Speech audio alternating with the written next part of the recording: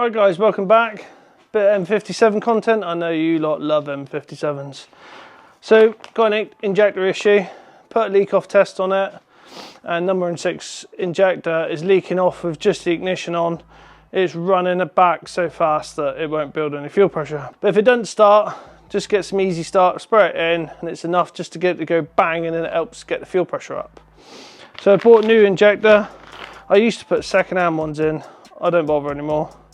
It's like 160 quid for a brand new injector, so get a new one. So I'm going to show you how to put the injector in if you've not done one. If you would like a Land Rover hoodie, write in the comments and we will design one. An M57 one for you M57 lovers. So first things first, you need to unclip all the injectors. It's very, I think I've had a diesel leak. Unclip all the injectors, one of the injectors.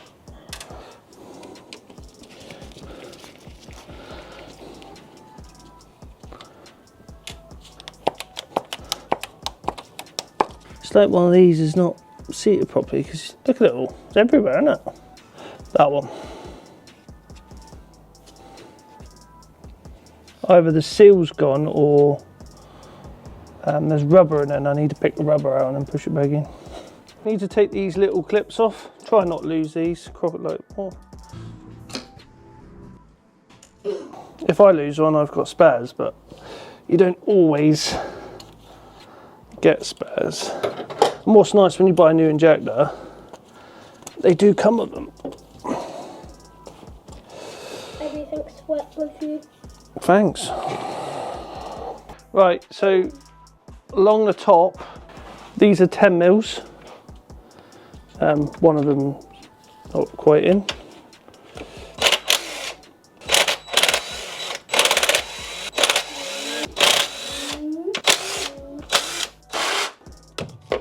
And what a lot of people don't know is you can buy a lot of the stuff from Land Rover, and it's and sometimes it's cheaper.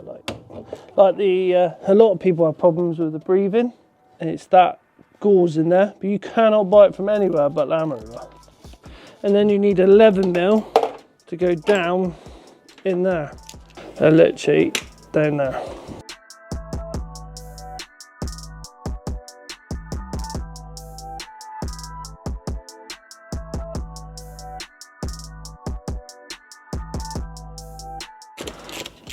Right, so these 11 mils are a weird thread and obviously a weird size. So what I normally do is undo them, and if they don't come out, oh, this one's brought the stud out. But I just get a magnet and pull them out. Alright, because if you lose them on a weekend or whatever, the only place I found who sells them is Land Rover yet again. Good old Land Rover. It's because they break down.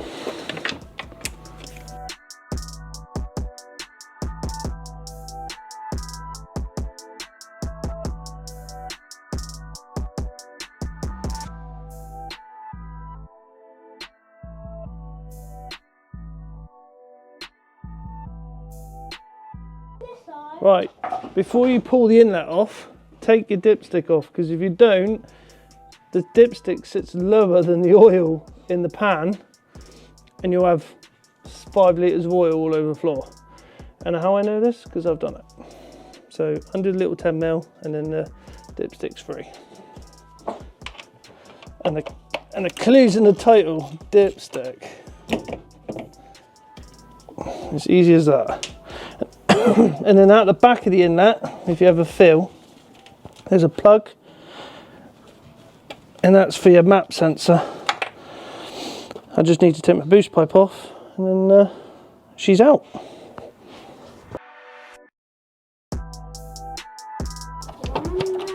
You always get one that's not quite let go.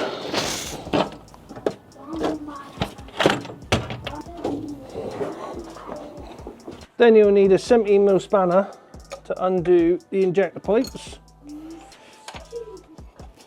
And you'll find you'll have to undo the block of 4. Cameron, pick up your rubber.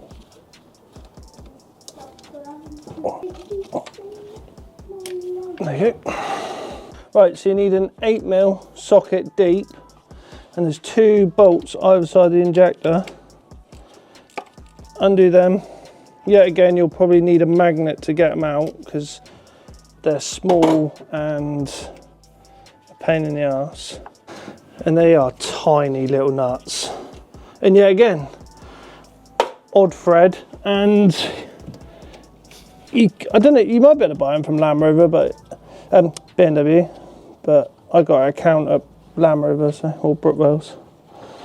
If you're local to me, I get everything from there for these. Apart from the injector, because for some reason they don't do Bosch injectors, and Motor Parts Direct do. Don't buy cheap injectors, buy Bosch ones, because they're proper reconned ones. Hopefully, so I put a screwdriver underneath them, and they don't always come out that easy. I've had these out before, and I grease them up. So, as you've seen, this injector come out really easy, only because old Bob, before I put this engine in, I know these give an issue, so I took them all out, cleaned them all, greased them all up, and then put them back in. So just use normal grease, and then you need the send cap. I have seen these snap. You'd never believe it, but they do break. So that is the old injector. Luckily for me, I've got a box full of them, so I'm going to write on this one, not good, and then we'll fit the new one. But so here's one we made earlier, brand new, and it's comes with a copper washer on the bottom. Do not damage the end. If you damage the end, the injector is ruined. So all nice and news, all preset, and this one comes with a clip already. So if you do lose one, you get one with the injector.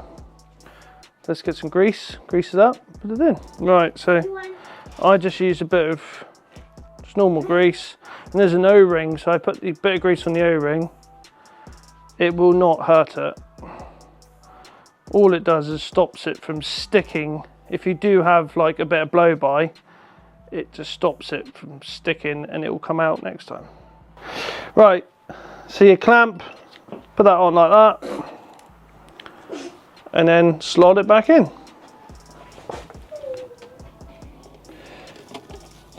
And literally, oh man, they can't come off. It's because I was trying to do 2 things at once.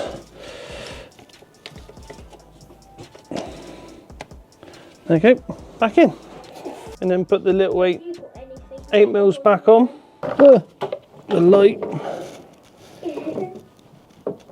So what I do is I do these up by hand first, just nip them. So it starts pulling the injector down into its seat, and then don't do it up. Put your injector pipes back on first, because when you do them up, the injectors move, and then you can't get the injector pipe back on, and this one's not in the right place, so you can move it, put your injector pipe back on, and then you can do it up, and then you know everything is perfect. And then these, you don't need to like do it up to the moon, you just nip them. I see some people like swinging off them, and like you don't need to, like, that's tight. Yeah, I'm tightening up the little 8 mils now. So now I've got the injector pipes on, just literally, and yet again, they don't need to be done up through the moon, like, you know. There's bloody light. Don't matter where I put it, it's in the way. He's tight. Another pair of long nose pliers.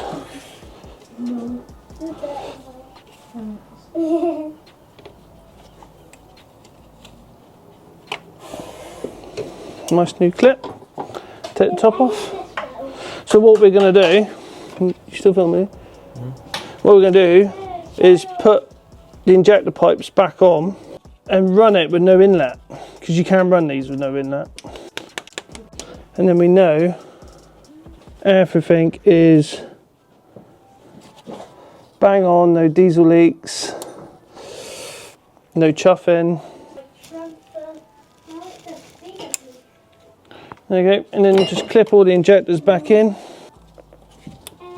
And if you've done everything right, it will start and run. As easy as that. Right, see if we've got any fuel leaks.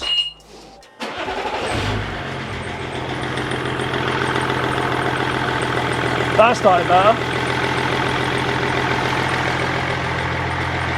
So there you go. And then check, make sure we've got no fuel leaks, no chuffing, and then you don't want any black death. And then we'll put the inlet back on.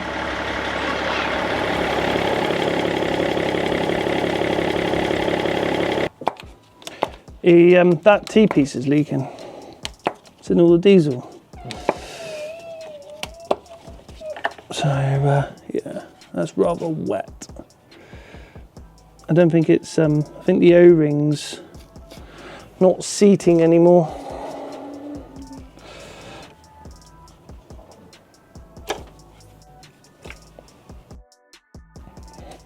And you should cover up the inlet.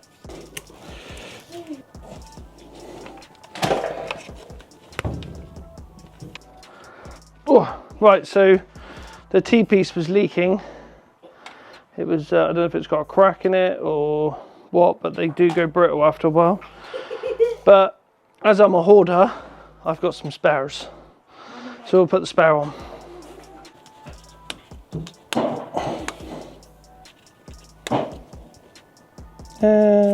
Yeah, I can do them.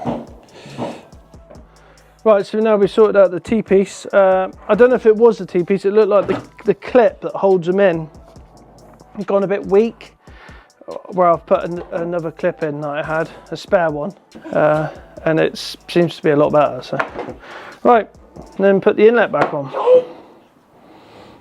And try not lose all the rubbers, because that's a pain in the ass if you lose one of them in the engine. I'm going to put the boost pipe on first. There you go.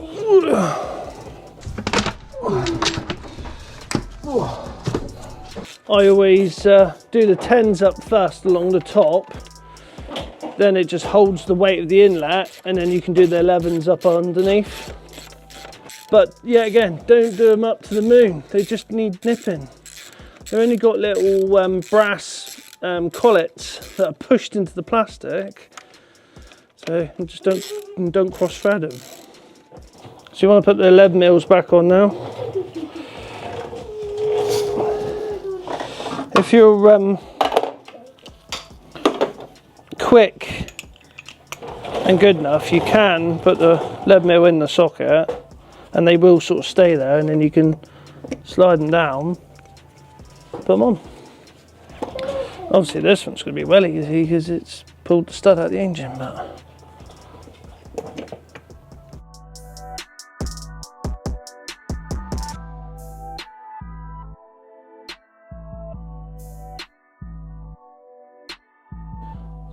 right, so don't forget your dipstick, because that's a vital one, but also don't forget your map sensor, because you'll put this all back together and go up the road and it won't go. And you'll be like, oh, it's flat as hell, why won't it go? Because you forgot to plug this little one in. All right, it's a free plug, and it's right at the back, and then it's, there you go, let it go in. Do your dipstick back up, and then my boost pipe. Yeah, I wouldn't mind doing a newer M57 with an auto box, 6 HP. Need some more subscribers. Subscribe so I can do an auto. And then clip all your injectors on last, and be gentle with the clips, because yeah, again, because it's plastic, they go a bit brittle. I'm just going to check that diesel leak. and see if it starts. Oh, that starts loads quicker. Funny that. All nice and dry. Would you like to see another video of the M57s and the difference between one with a 6-speed manual BMW box with a 103 transfer box, because that's what I've put in this one. Yeah, this one's got a 1.03 transfer box in it, so that's a classic auto transfer box. But I bought the gears off Ashcroft and we built it ourselves, so that's always a good one. And then the 2-door, that's got an R380 in it with obviously Shabs and Marcus's conversion kit in it. So it's got Shabs adapter plate, and then it's got Marcus's clutch to run the dual mass, because I did run the solid flywheel and it's not the best.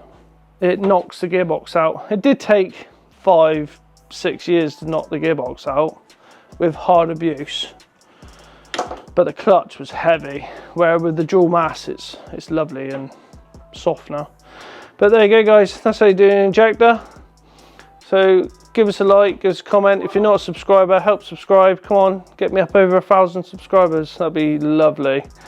And if you want to see more of the difference between the two trucks, like the M57s, write in the comments. So over and out.